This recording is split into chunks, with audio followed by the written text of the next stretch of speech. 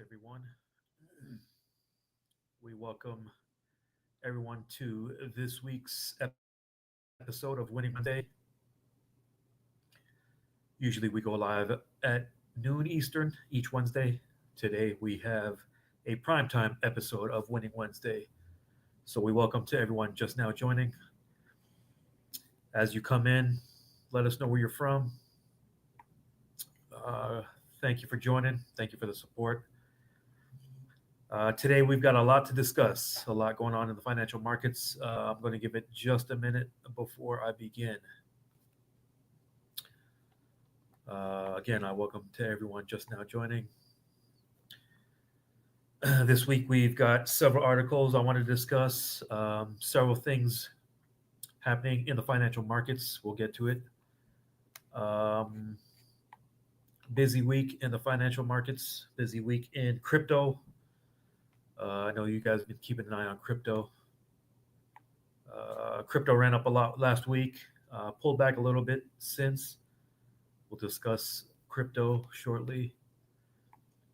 I've got a couple articles on Target I wanted to discuss. I wanted to discuss Jerome Powell's speech later this week. I want to discuss Trump's involvement with Intel. I want to discuss earnings. I want to discuss what's been going on in the stock market today and yesterday.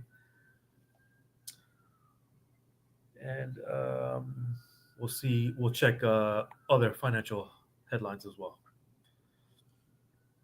So we welcome everyone into a primetime episode of Winning Wednesday for Wednesday, August 20th, 2025. All right. To it, I want to share my screen and take a look at what happened in the stock market today. Let's take a look at um, some headlines from today. Let's see here. Let me make sure I'm sharing the right screen. Here we go. Okay.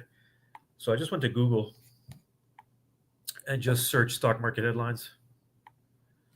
All right. So there's some of the headlines as of 5 minutes ago. Now this is as of Wednesday, about 7:30 p.m. Eastern. Okay, as you know, the market pulled back a little bit today. Actually, the last couple of days, so we're going to discuss that. Bloomberg says Nasdaq 100 slumps 2% as the tech-led sell-off picks up. Stock market, stock market may be obscuring important realities about the U.S. economy. This headline says bargains are scarce for investors in this pricey stock market. There's an article from Investopedia from this morning. All right, let's take a look at what this article says. I wanted to discuss Target in detail. I've got an article and a YouTube short that discusses Target. First point they mention, futures point slightly lower as investors process retail results. Target names new CEO amid sales decline. Okay, we're going to talk about that in a little bit. Lowe's makes an acquisition. What else? Okay, so I want to talk about this headline as well. Friday morning, I think about 10 a.m. Eastern, Powell is set to speak at the Jackson Hole. We're going to talk about that. Lazy Boy stock diets on weak profit, soft revenue outlook. Okay, so those are 5 key points according to Investopedia before market opened this morning. All right, let's go back. Let's check some other headlines from Google. All right, I want to maybe get into this article here. Is the AI sell-off the start of something bigger? Okay, you might have noticed the market pulled back yesterday and today. Similar articles up above. All right, let's take a look at what the New York Times says. All right, let's see what this says here. Will it let me read it? Maybe it won't. Okay, let's see if we can read any of this. All right, so let's start from the beginning here. Is the AI sell off the start of something bigger? Sharp drops in tech stocks and even comments by OpenAI Sam Altman suggest investors are getting too exuberant about AI. The Trump administration is reportedly considering taking stakes in semiconductor companies beyond Intel that were granted money as part of the CHIPS and Science Act in a major shift towards industrial policy. Cabinet members have said that U.S. taxpayers should have received shares in exchange for funding chip makers, but there's some important missing context. At the time, companies like TSMC probably wouldn't have taken CHIPS Act money if they had to give up equity. The law was meant to persuade such companies to do something that they believed wasn't economical, namely building factories in the U.S. So it seems like Trump wants to bring manufacturing of these chips back to U.S. soil. Let's see what else this says. Okay, let's scroll down a little bit. Is the AI pendulum swinging again? For years now, investors have clamored to get a piece of the action in AI. That's pushed up valuations to nosebleed-inducing levels. Even as some market observers, Sam Altman warned that things are getting out of hand. For now, private market investors still appear to be eager to bid up the value of AI startups, but Tuesday's market moves suggest that public investors are getting more jittery, raising at least some questions about the future of the tech boom. All right. Things still look bubbly for private held startups, including OpenAI, which is in talks to let current and former employees sell about $6 billion worth of stock at an astounding roughly $500 billion valuation. That's nearly twice the market cap of Salesforce. Wow. So Salesforce, publicly traded company, OpenAI, privately held company, is nearly twice as valuable. It's also despite Altman's warning that investors are getting a little too excited. Let's see what else it says here. Okay, so but some AI froth escaped the public markets on Tuesday as tumbles in tech sectors dragged down the S&P and the Nasdaq. Palantir, the data consulting firm, dropped 9%, perhaps in part because it's facing pressure from prominent short seller Andrew Left. Oracle, which has been making a big push into AI, tumbled almost 6%. AMD slid about 5.5%. ARM, the semiconductor designers, lost 5%. NVIDIA, about 3.5%. Okay. In other news, Meta plans to further shake up its nascent superintelligent team, potentially including by downsizing its ranks, the Times reports. And here's why some ChatGPT users are revolted against OpenAI's latest AI model. Okay, this is actually, I wanted to get into detail about this topic right here. The Trump administration weighs taking stakes in other tech companies. The Commerce Secretary confirmed that the U.S. government is seeking an equity stake in Intel without voting rights in exchange for money pledged under the CHIPS and Science Act. He's weighing making similar demands of other CHIP Act recipients, including Micron, TSMC, Samsung, according to Reuters. All right, so we'll see what happens between the Trump administration and some of these chip makers. I actually saw a article yesterday morning. I believe it was on Yahoo Finance. I want to share this article here. It dives a little bit more into detail.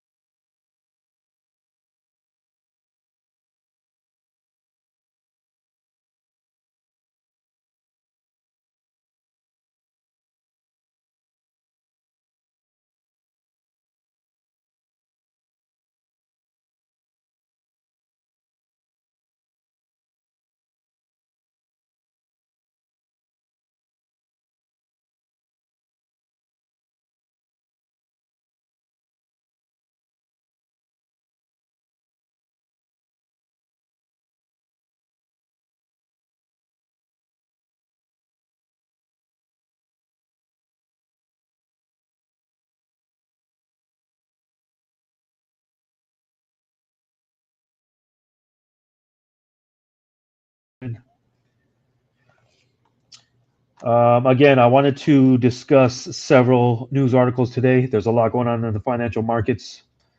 That was one of the articles. What's going on with the Trump administration and Intel. I wanted to talk about earnings. I wanted to talk about Target. I wanted to talk about the crypto market.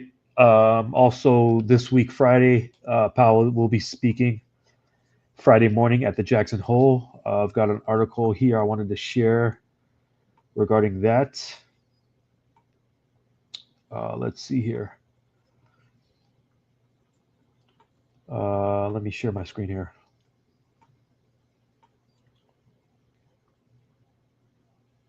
I also want to talk about gold a little bit too. I think this article mentions Powell, gold, and Powell's speech this week. All right, so this article is from just after market close today, so a few hours ago. Let's see. Gold rises as investors await Powell's Jackson Hole speech. Gold prices rose on Wednesday as investors await Fed Chair Jerome Powell's speech at the Kansas City Fed's Jackson Hole Economic Policy Symposium. Yahoo Finance senior reporter Ines Fair breaks down the commodities' recent price moves and what Wall Street is saying about them. Let's check the transcript here. All right, let's see if there's any key points here. Okay, actual commodity gold is advancing as traders weigh the outlook for monetary policy. Jerome Powell's speech to hear what the Fed is going to go in September. Whether there will be a rate cut of 25 basis points or one of 50 basis points. Well, gold right now is up year to date 27%. Okay, up 27% year to date.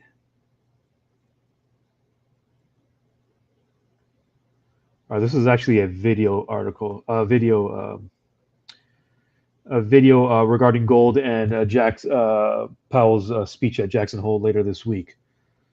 Okay. Wanted to bring this. Actually, this ties into the next thing I wanted to discuss, which is let me share my screen here. Let me share what I wanted to share initially. I just went to Google and searched Jackson Hole. All right, so here's some headlines regarding later this week. Powell's speech at the Jackson Hole. Business Insider says what investors should be listening in for Jerome Powell's Jackson Hole speech. 3 reasons you should care about Jackson Hole's economic symposium. This is from 4 hours ago, so let's take a look at this one from Investopedia.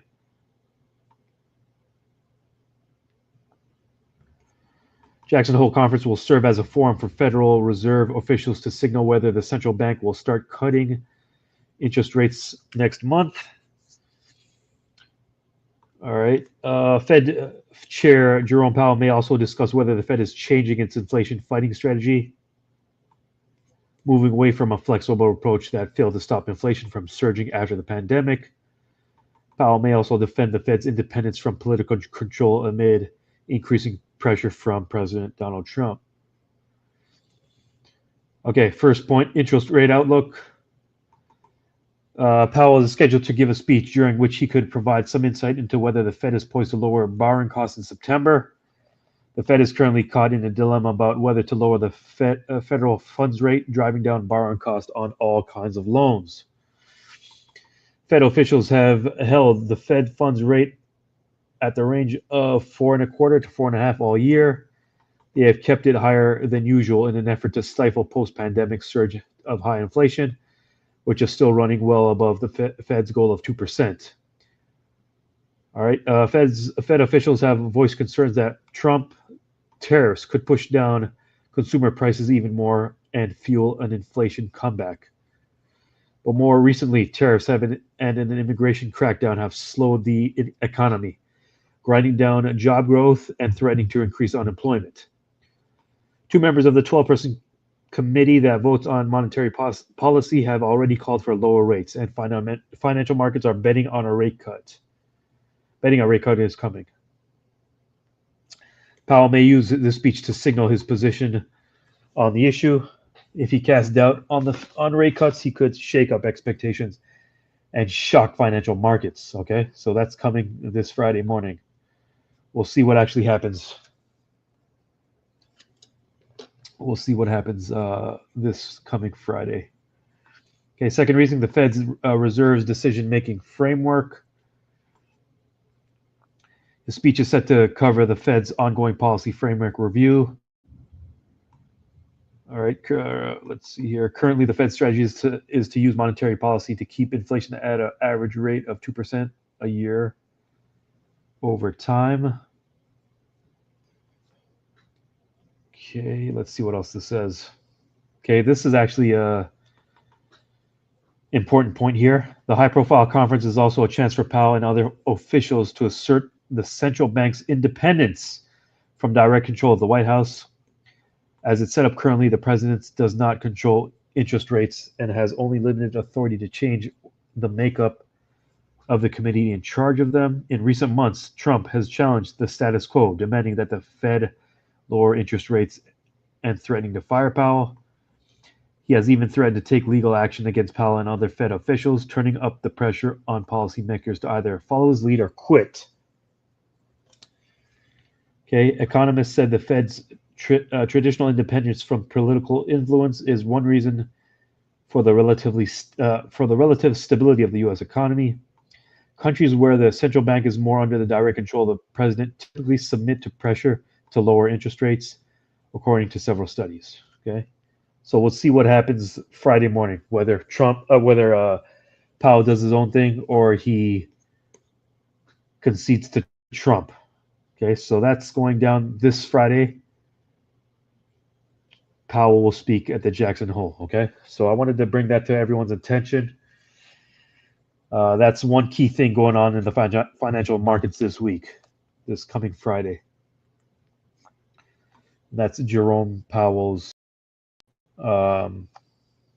speech this coming Friday morning. Okay. All right. I wanted to. Usually, we go live Wednesdays at noon. Today we have a primetime episode of Winning Wednesday. I wanted to share my screen and see what happened in the market today. You might have noticed the market was a lot red today. So let's see what's going on in the market. What happened today? Okay, major indices were all down. Okay, S&P was down, Nasdaq was down. Earlier this morning, I thought there was more down. They seemed to recover towards the end of the day a little bit. Let's see here. Let me see. Let me pull up the chart. Let me see if this will work. If I pull up the chart on the S&P here. All right, here's the S&P. Can I get the day chart? If I pulled up the day chart. Okay, here's the one-day chart. This morning, just before about 11, we were at 632. Okay, so that's the 1 day.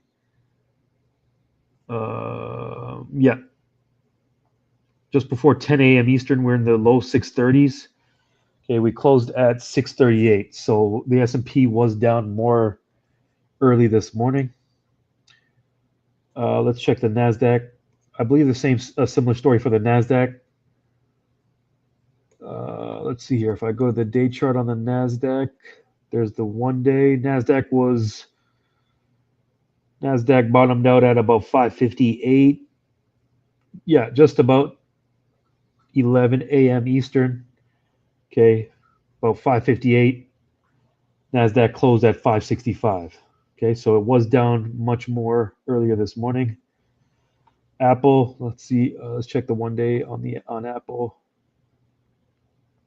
Okay, pretty choppy. Down almost 2% today. AMD as well. Let's see. Let's check the 5 day on AMD. All right, let's check the 1 day on AMD. Yes, similar story just before 11 a.m. Eastern in the high 150s. AMD closed at 165. Okay, let's check Bitcoin. I want to talk about crypto in detail. Let's check the 5 day on Bitcoin. Actually, let's check the 1 month on Bitcoin. Actually, you know what? I'm going to go to. I'm going to pull up a BTC's chart on Google and then share that. Okay, let me share this. Let me share this instead. Let me share BTC's chart on Google. All right, this is it right here. That's the 1 day. All right, let's go to the 5 day. Let me actually go to. Okay, so last Thursday we were up near all-time highs. We were at all-time highs. 123, 124 last Thursday. And now we are at 114.2. Okay, so that's what's going on with Bitcoin. It's pulled back since last week's high. Actually, I want to check AMD's chart right quick before we go on to Ethereum's chart. Let's check AMD's chart. Okay, so AMD currently at 165. Currently at 165 AMD. 5 day, let's see what's going on with. Okay, so down 14 or 8% in the last 5 days. Okay, so AMD was up near 180. 180 last week, 14th, 15th. This morning it was as low as 159. Okay, about 11 a.m. this morning, in the 150s. AMD closed at 165. Okay, I want to talk about the chart on Ethereum. All right, so Ethereum currently at 43.31. 5 day as high as 4,500 back on Sunday, almost 4,600. Let's check the 1 day. Okay, it was low as 41.20. 41.20 at about 2 p.m. Eastern. Overnight, under 4,100. Currently at 4,300. Okay, so that's what's going on with Ethereum. Ethereum was pretty much at its all-time high last week Thursday. Both Ethereum and Bitcoin. Last week Thursday, both at or near their all-time highs. Okay, so that's a couple of the crypto tickers. I did see an article on CNN Business that I wanted to discuss. Let's talk about that. Let me share my CNN Business screen. Let's see when this article is from. I think this was from yesterday. From August 18th. Yeah, from Monday, actually. From Monday. All right, let's see what's going on. Crypto is booming. Washington is driving the rally. Okay, it's been a summer to remember for crypto. Bitcoin is eclipsing record highs. Shares in crypto-related companies are soaring, and Wall Street has rethinking its stance on the industry. Once on the fringes of finance, cryptocurrency is now being embraced by a growing base of enthusiastic investors, and that's driven by large part by the White House support. It's integrating with traditional finance more than ever before, bolstered by sweeping legislative changes in Washington. For example, Trump recently issued an executive order that opened the door for digital assets like crypto to be included in 401ks. This boosted Bitcoin, the world's largest cryptocurrency, bar market value to a record high of 124,000 last week. Anything related to Bitcoin has been on fire this year as investors continue to pour money into crypto-related companies. Meanwhile, skeptics who warn of crypto's flaws are raising concerns about heightened risks for consumers. Shares in Robinhood have been a trading platform that includes cryptocurrencies have soared 200% this year. Coinbase, a crypto exchange, has gained 28%. MicroStrategy, a company that purchases Bitcoin, is up 26% this year. Okay, similar story. Okay, actually way higher for this company here. Bitmine Immersion Technologies, a company that mines Bitcoin, has surged 625%. In comparison, the benchmark S&P is up 10% this year. There's Nasdaq 100, an index tracking the 100 largest tech companies in the world. In the U.S. is up 13%. Crypto is climbing into unprecedented territory. Google was part of the multi-billion-dollar deal with a Bitcoin mining company called TeraWulf, helping drive enthusiasm about the industry. All right. So crypto has been on fire until its recent pullback the last couple of days. Crypto has been on fire. The Trump administration proclaimed that it will be crypto friendly. Markets have been very much willing to embrace speculation of any kind. Circle, a stablecoin issuer, a type of crypto coin, has surged 80% since its debut on the NYSE on 6/5. The latest crypto-related company to debut on the NYSE is called a Bullish. Okay. Retail investors have been big buyers. However, 9% of the global fund managers surveyed by BOA in August had exposure to crypto. Okay, so this article goes on to, it mentions Wall Street is taking notice.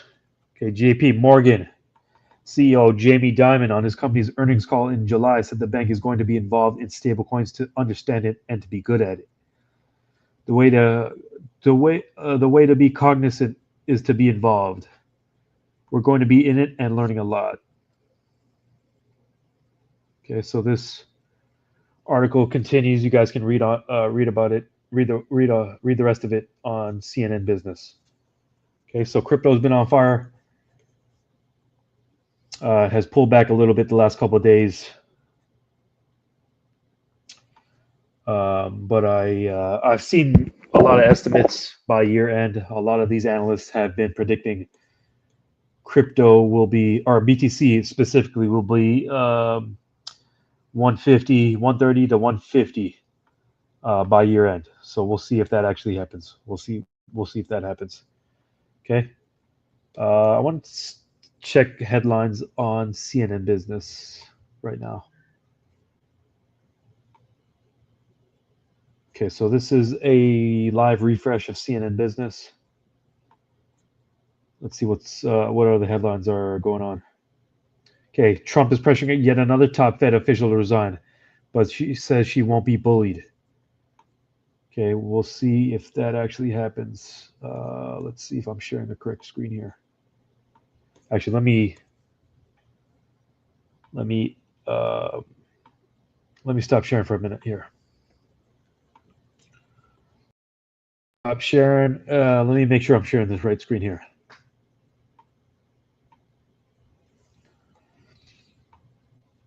All right, let's talk this article headline right here.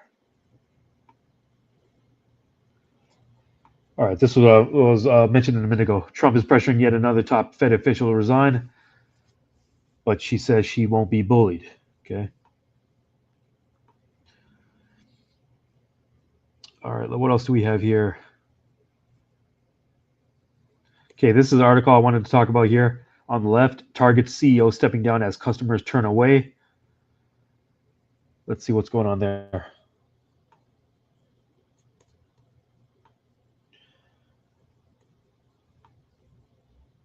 I actually have a YouTube short that I wanted to share on this very topic. Okay, so I believe Target had earnings earlier today.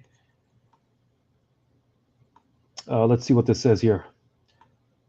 Target CEO Brian Cornwell is stepping down after 11 years at the retailer as the company faces slumping sales and backlash to its retreat on DEI.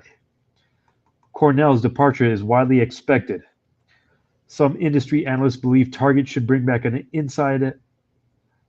in an outside voice to lead the company. Okay, so let's pause right there. If you are Target, if you're the C-suite of Target, what are some suggestions to turn this company around? If you're the incoming CEO, how would you turn Target around? Okay. How would you turn this company around? They've been faced with certain issues. Okay, one of them being backlash against DEI. How would you turn Target around? Okay, Target faces several issues: DEI, stiff competition, boycotts. How would you turn Target around if you were the incoming CEO? Cornell will be replaced on February 1st, 2026 by Michael Fidelk, Target's current COO. This guy started an intern at Target and has been at the company 20 years. He was chosen from a strong list of external and internal candidates. Okay, if you're this guy, how would you turn the company around? What's your plan of action? Okay, how would you right the ship? What are some ideas for this guy to implement next year, February? Okay, so they said he's the right candidate to lead our business back to growth. Okay, so what's the plan? How do you turn this company around? Cornwell will stay on as the executive chairman. All right, overseeing strategies to remodel stores and strengthen the chain online business. Okay, so here's one idea they have already. They're going to compete with Amazon. They're going to go compete directly with Amazon, specifically online. Okay, so I believe Walmart has the competitive advantage when it comes to supply chain. I believe Amazon has a competitive advantage when it comes to e-commerce. How do you differentiate yourself if you're a Target? How do you differentiate yourself if you're the incoming CEO? Okay, what's the plan? In my opinion, Target has no real competitive advantage. Okay, when it comes to competing with Amazon, when it comes to competing with Walmart, I don't see a clear moat. What's their clear moat? Drop their competitive advantage in the chat if you know of one. I don't know of one. Why would I invest in Target if I believe that competitors are stronger? But Target has been in a deep slump for years, a result largely of its own strategic missteps. The company has struggled as customers have purchased less of its home goods and clothing. Target has also faced intense competition from Walmart, Amazon, and Costco. Target on Wednesday reported sales fell for the third straight quarter. Shares fell 10% in pre-market trading. Target's stock is among the worst performing companies in the S&P this year. Okay, so if you're the incoming chief executive, if you're the outgoing chief executive, what's the plan? Target stock drops. Many investors believe that the chain needed to go in a new direction with its choice of CEO. Some analysts criticize Target's board of choosing an insider who has helped develop Target's current strategy. Okay, so this article goes on to mention DEI, shopper slowdown. Okay, this is such an angered supporters of DEI and inclusion policies who felt blindsided by Target. Customers online protested. Okay, company's actions of betrayal. Target acknowledged its move hurt its sales. People reevaluated and started driving extra miles to go other places. Okay, we know Target has been specifically boycotted. Target wasn't the only company to roll back DEI policies, but came under pressure because it had more deeply ingrained diversity and inclusion programs. Okay, rocky tenure. Let's see what it says here. Okay, so in 2008, Target reported its best results in a decade. The following year, Cornell was named CNN Business CEO of the Year for leading the turnaround. Okay, the turnaround has turned around. Okay, how do you turn around the turnaround's turnaround? Okay, that's the question. The company thrived at a time when many brick and mortar stores were closing. Okay, I believe today's consumer, actually, depending on the demographic, my demographic probably doesn't want to go to a brick and mortar anymore. Okay, my demographic, I believe, wants to press a few buttons on their phone or laptop and skip the in-store experience altogether. Target has earned a place in retail winner's circle by investing in our businesses and staying true to our guests and our purpose. Cornell told CNN in 2019. But Target began to falter in 2022. Okay, the chain bought too much merchandise, so it had to deal with a glut of unsold inventory. Just as decades-high inflation pressured the wallets of many of its shoppers, post-pandemic shoppers stopped buying up treadmills, TVs, and home goods, especially as inflation started to bite. Okay. A year later, activists and customers on the right attacked Target on the social media platform for its LGBT-themed merchandise. Okay. So that's maybe a business lesson right there. That might be a business lesson right there. Instead of taking sides in politics, maybe you just stay neutral and sell your products and services. Maybe you just stay quiet and continue to sell your products and services. Yes, so that's maybe a business lesson for all us business owners. If you do take a side, maybe you risk alienation. Okay, you risk alienating certain segments of your customer base. Okay, we must improve. Okay, this guy's saying we must improve. He outlined a plan to bring trendier merchandise to Target, make its stores more appealing to visit, and invest in technology. This includes an initiative called Fun 101, which seeks to capitalize on latest trends for electronics and home goods. The company has been able to navigate tariffs so far. Okay. Analysts are mixed to whether Target's issues are easily solvable or if drastic changes are necessary to revive the business. Target's long-term outlook is deteriorating. Target is falling behind its peers and has tougher challenges. Okay, so this article was from CNN Business. Was it yesterday or today? Earlier today. So this is a article from about 4 hours ago. Okay, they had earnings earlier today. I wanted to share a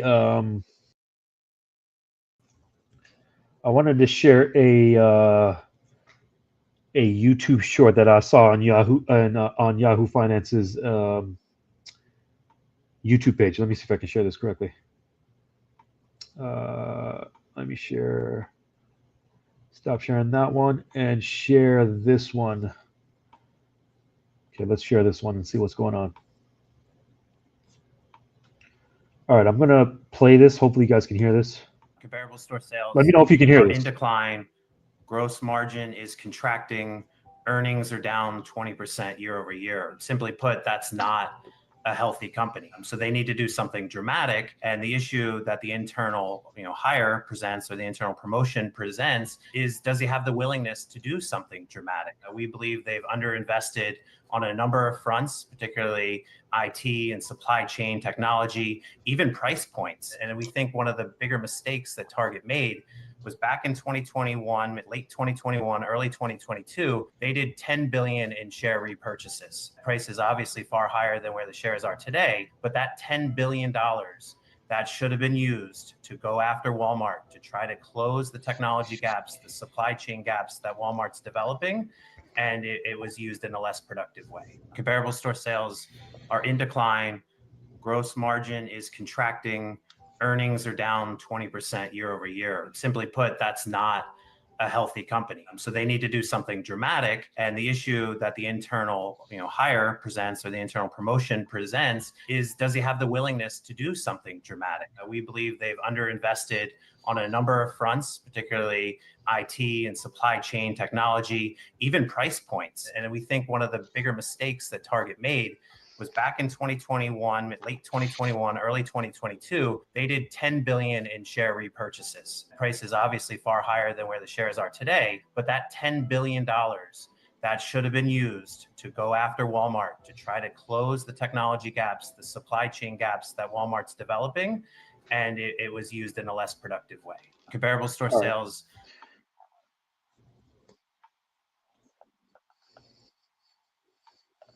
All right, that was a short from Yahoo Finance's YouTube page. All right, so Target's in some issue. Target's in some trouble. Target is having some issues. We'll see if they can turn their ship around. All right, let me share Yahoo Finance. I wanted to see what articles, what headlines Yahoo Finance has. Okay, this is actually one of the same articles from earlier. Okay, Palantir, right here in the middle. You might have noticed Palantir pulled back a lot the last couple days. What else do we have? The bottom left, investors pull back from tech as AI bubble fears mount. Maybe we take a look at that article. Let's see what else here. Okay, so it says Intel stock retreats, analog devices jumps, strong earnings. All right, let's take a look first at this article says why Trump tariff inflation is arriving slowly. Let's take a look at that one.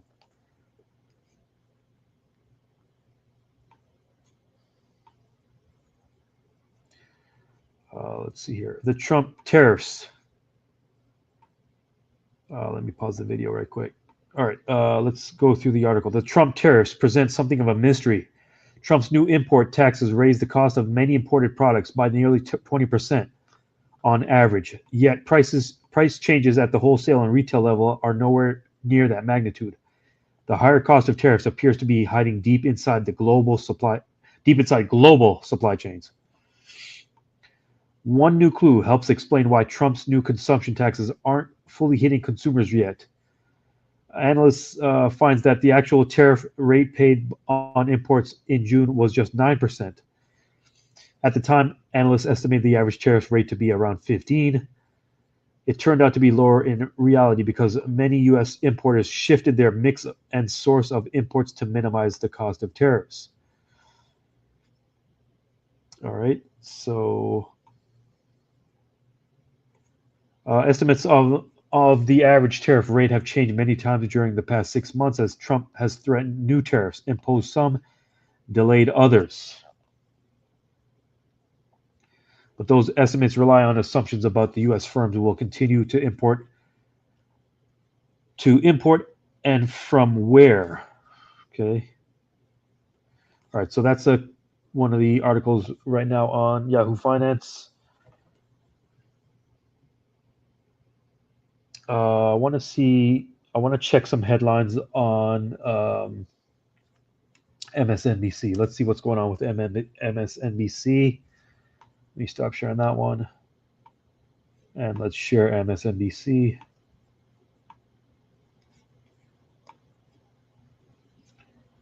Okay, let's see what are some of the headlines here.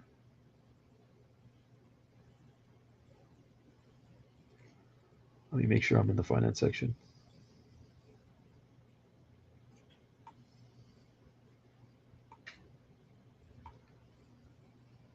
All right, let's see if there's anything financially related here. Meta and Mark Zuckerberg tap MAGA influencer as AI bias advisor. That's a little ironic, huh?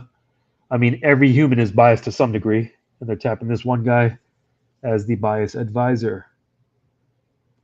All right, we'll see how that turns out. Let's see what else. After demanding his resignation, Trump meets with Intel CEO. Okay, so you don't know. I suspect this guy's gonna bend to Trump's demands. Whatever Trump says, he's gonna say okay. That's what I suspect. Intel CEO Lip Bu Tan was invited to the White House on Monday after Trump and his conservative allies called him to resign. So it doesn't look like he's going to resign. He's looked like he's rather just concede to whatever Trump is going to say.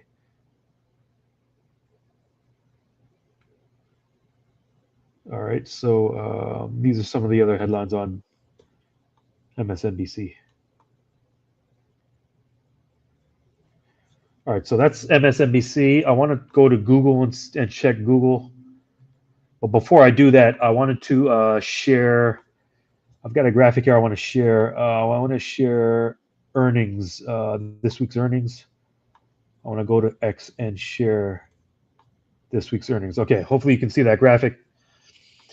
All right, this morning, like we discussed, this morning before open, Target reported their earnings.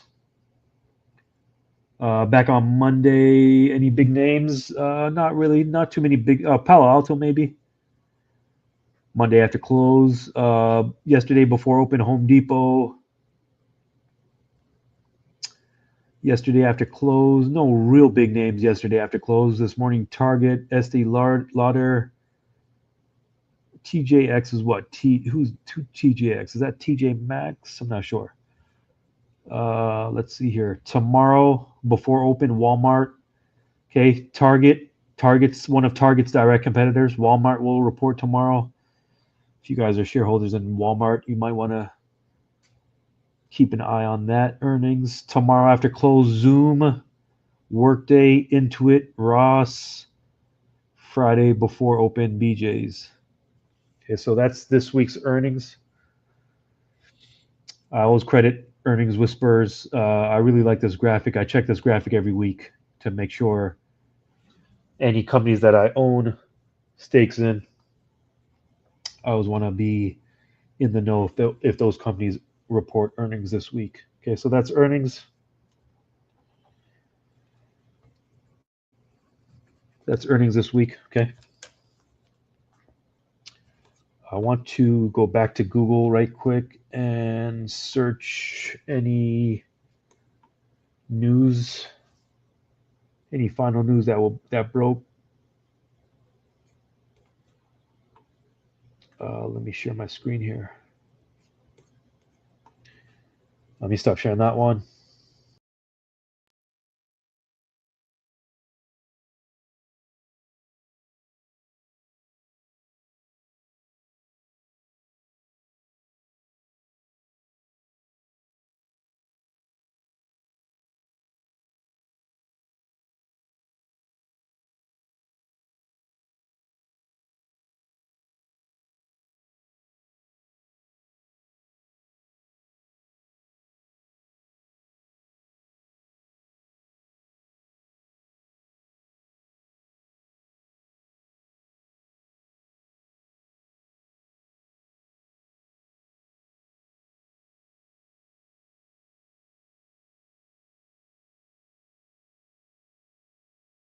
Let me share Chat GPT, and I'm going to ask the AI model.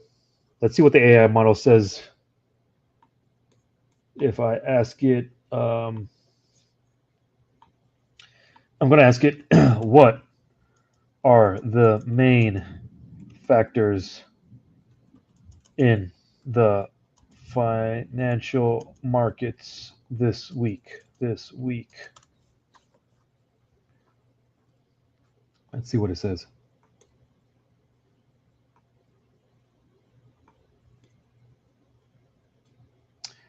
Okay, we talked about Powell's speech Friday morning. Let's see what else it says.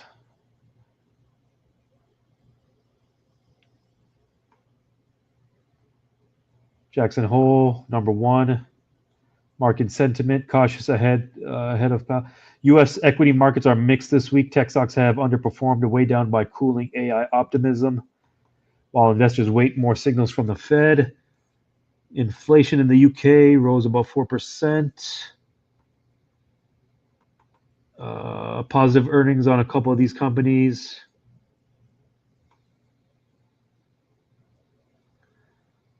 Okay, let's see what else. Okay, so those are the main three or four things there. Okay.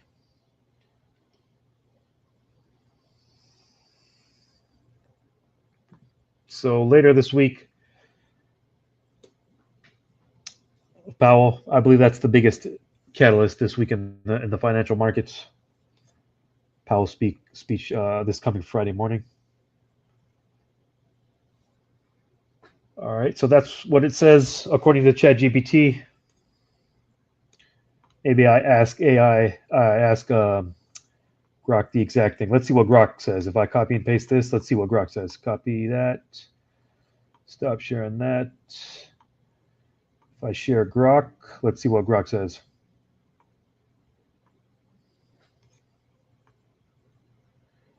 Okay, let me go to Grok and paste that. Actually, I think I asked the AI model this exact thing. Was it earlier today or yesterday?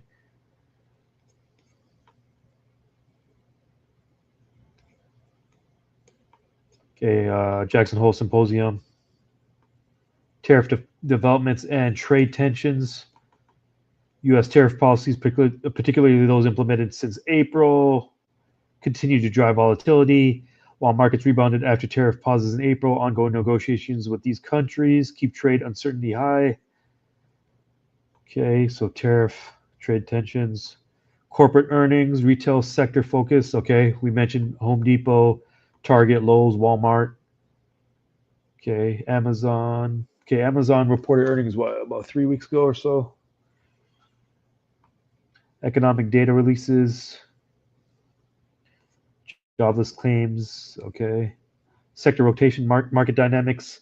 U.S. equities saw tech stocks slip as investors rotated toward defensive sectors like utilities and consumer staples. Financials, industrials, and utilities hit all-time highs in July, indicating broader market participation beyond tech. Global economic and geopolitical factors, China's economic slowdown, trade wars, geopolitical risk, including the Middle East, market sentiment and volatility. Okay. And then it answers, it relates this to something I asked it earlier. Okay, so those are some of the major factors to consider in the financial markets this week. Okay. Let's see. Let me stop sharing there. Let me go to the comments. Natasha asks, with XRP fluctuating so much, do you think it's being suppressed? Let's take a look at XRP. Let me pull up XRP's chart. Okay, let me share the screen here.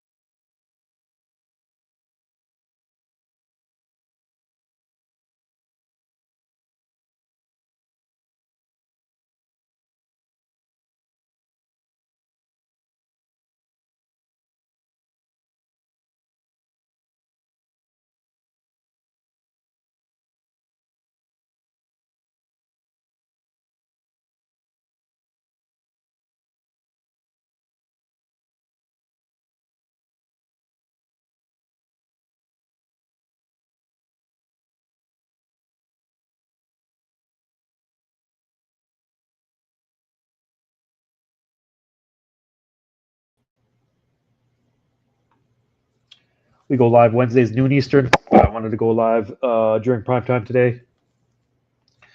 We talk current events in the financial markets. We talk earnings. We talk crypto. We talk what's going on with the Fed. We talk what's going on in the NASDAQ, the New York Stock Exchange. We talk what's going on in the S&P. Talk other current events, anything affecting the financial markets. We usually discuss Wednesdays at noon Eastern. All right.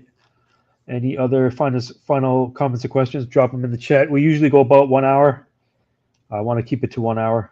But before we wrap, for any of you that will be in Atlanta this week, I hope to see you in Atlanta. I'm here in Atlanta right now. Even if you're in the area and you don't have a ticket, come through. Come through. You can always network with people. You never know who you meet. You never know who you meet in the lobby or at lunch or just walking outside. I mean, I was walking through the lobby of the hotel today, and I met multiple people. Several people recognized me. I recognized several people. This is how you build out your network. This is how you build out your network. This is how you build out your circle. Okay, so I did the exact thing. I did the exact thing over the years.